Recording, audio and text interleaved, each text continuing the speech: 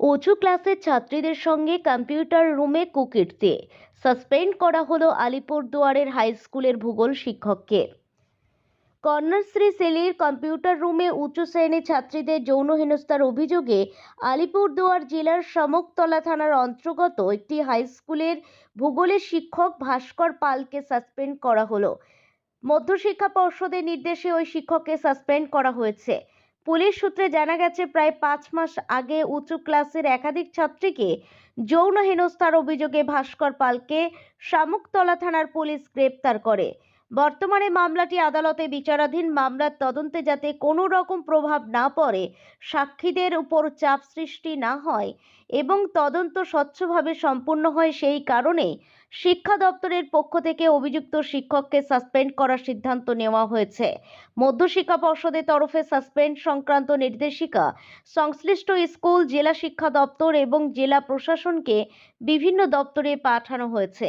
এই ঘটনাকে কেন্দ্র করে শিক্ষা মহলে চাঞ্চল্য ছড়িয়েছে।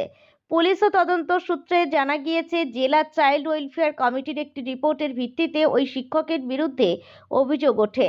অভিযোগ অনুযায়ী দীর্ঘদিন ধরে তিনি ক্লাসের ভেতরে এবং ক্লাসের বাইরে ছাত্রীদের সঙ্গে অশালীন আচরণ করছিলেন।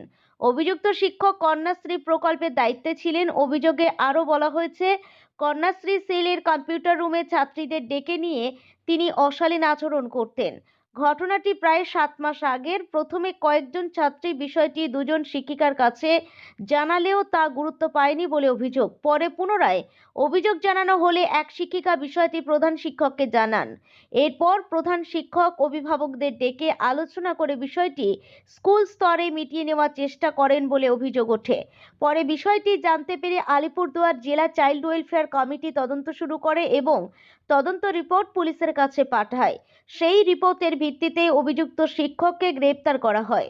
এই প্রসঙ্গে তৃণমূল শিক্ষক সংগঠনের আলিপুরদুয়ার জেলা সভাপতি ভাস্কর মজুমদার জানান, মধ্যশিক্ষা পর্ষদের নির্দেশ অনুযায়ী মামলা চলাকালীন অভিযুক্ত শিক্ষককে সাসপেন্ড করা হয়েছে।